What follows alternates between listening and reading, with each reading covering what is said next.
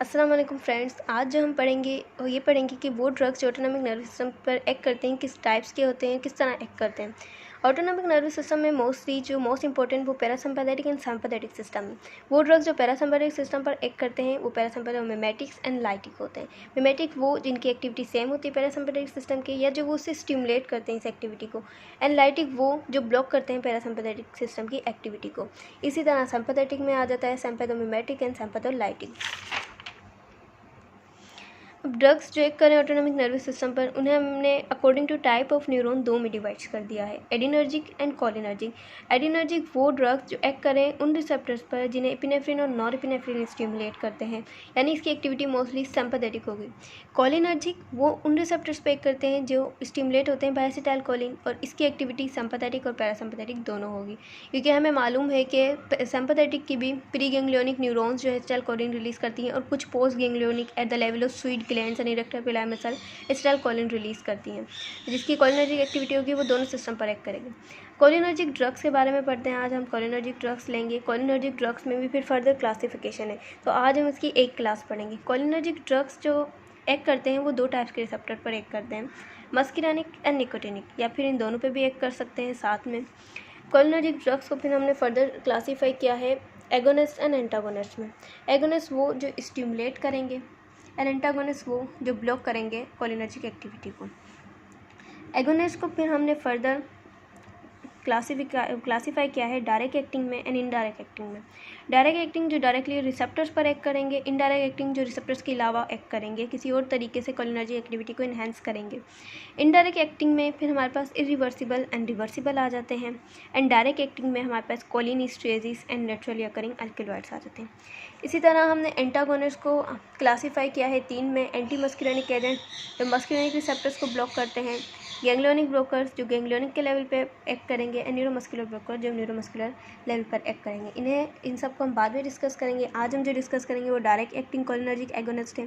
कोलिनिस्ट्रेजिस और naturally occurring alkaloids. कोलिनिस्ट्रेजिस में 3 आ जाते हैं, नेचुरली अकरिंग अल्कलॉइड्स में भी 3 आ जाते हैं, carbachol, bethanechol and acetylcholine, nicotine, neonicotinoids and pilocarpine.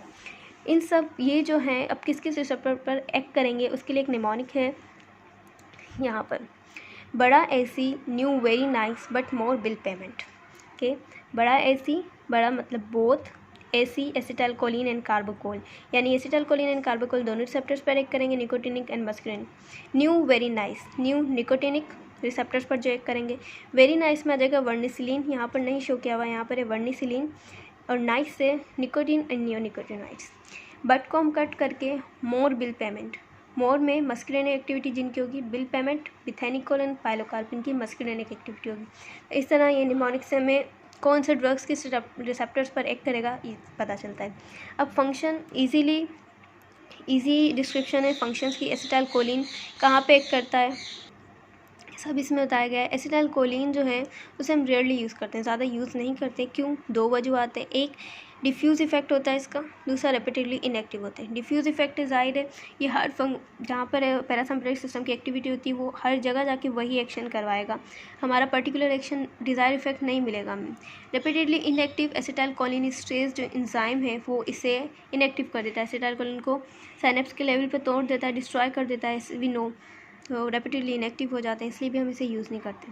अच्छा, एसिटाइलकोलिन है क्या? ये क्वाटर्नी अमोनियम कंपाउंड है और ये पेनिट्रेट नहीं करता मेम्ब्रेन पे।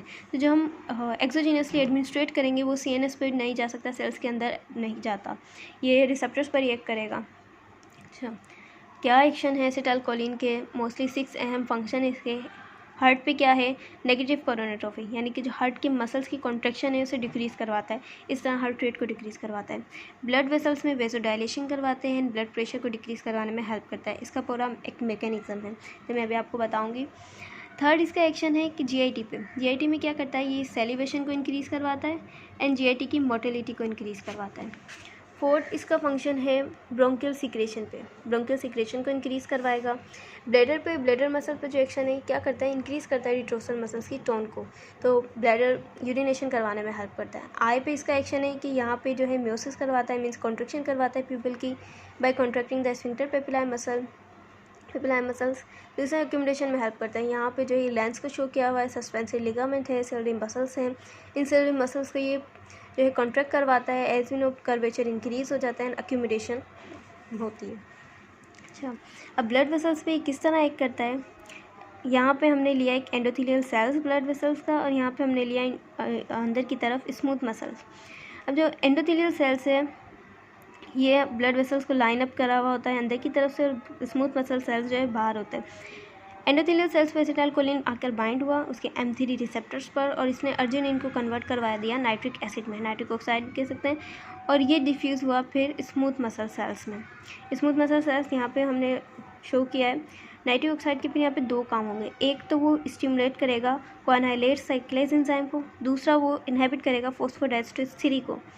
दो काम कर रहा होगा। ग्वानाइलेट साइक्लेज क्या करता है, GTP को साइक्लिक GMP में कन्वर्ट करता है, जबकि फॉस्फोडाइएस्टरेज 3 जो है वो साइक्लिक GMP को GTP में दोबारा कन्वर्ट कर देता है।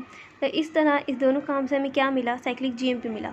साइक्लिक GMP ने एक्टिवेट किया प्रोटीन काइनेज G को, जिसने मायोसिन फॉस्फेटेज को एक्टिवेट किया। मायोसिन फॉस्फेटेज डीफॉस्फोराइलेशन करवा देता है मायोसिन की, और इस तरह मायोसिन अलग हो जाता है एक्टिन से, और मसल्स जो हैं वो रिलैक्स हो जाते हैं, वेसोडाइलेशन हो जाती है। अब हम बिथेनिकोल की बात करें तो बिथेनिकोल एक कार्बमिक ईस्टर है। यहाँ पर एसीटेट कार्बोमाइल से कार्बोमेट से कह सकते हैं रिप्लेस हो जाता है, एंड कोलिन यहाँ पर मिथाइलेटेड है। इसका लाइफ स्पेन जो है एसिटाइलकोलिन से ज़्यादा होता है, 1 आवर का होता है इसका लाइफ स्पेन, और इस पर एसिटाइलकोलिन स्ट्रेस एक्ट नहीं करता। एसिटाइलकोलिन के अलावा बाकी जो हम पढ़ेंगे अभी उन पर एसिटाइलकोलिन स्ट्रेस एक्ट नहीं करेगा। अच्छा, इसका जो फंक्शन है, एक्शन है, वो मोस्टली जो है वो ब्लैडर पर एंड GIT पर है। एक्शन सेम है एसिटाइलकोलिन जैसा ही है। अच्छा, थेरेपेटिकली एप्लीकेशन या यूजेज क्या है इसका, इसे हम यूरोलॉजिक ट्रीटमेंट पे यूज़ करते हैं। हम अगर ब्लैडर एटोनिक हो जाए, इसमें मसल्स कंट्रैक्शन नहीं हो रही हो, तो मसल्स की टोन को इंक्रीज़ करने के लिए, एटोनिक ब्लैडर को ट्रीट करने के लिए हम यूज़ कर सकते हैं बिथेनिकोल को, particularly postmortem and post operative treatment में और नॉन ऑब्स्ट्रक्टिव रिटेंशन में। जाहिर है ऑब्स्ट्रक्टिव रिटेंशन अगर होगी तो हम इस कंडीशन को और वर्स कर देंगे अगर हमने टोन इंक्रीज़ कर दी, क्योंकि वैसे ही यहाँ पे ऑब्स्ट्रक्शन है। अच्छा, पोस्ट ऑपरेटिव ट्रीटमेंट में हम इसे क्यों यूज़ करते हैं, क्योंकि ऑपरेशन के बाद मोस्टली क्या होता है कि जो कॉन्ट्रैक्शंस होती हैं मसल्स की वो वीक हो जाती हैं, हमारी GIT की भी, ब्लैडर्स की, तो उसे स्टिमुलेट करने के लिए हम बिथेनिकोल को यूज़ करते हैं। इसके अलावा मेगाकोलोन भी हमें पता है किस वजह से होती है कि पैरासिम्पथेटिक गैंग्लियन की एब्सेंस होती है वहाँ, और मसल्स कॉन्ट्रैक्ट नहीं कर रहे होते लार्ज इंटेस्टाइन के, तो उसे ट्रीट करने के लिए भी हम इसे यूज़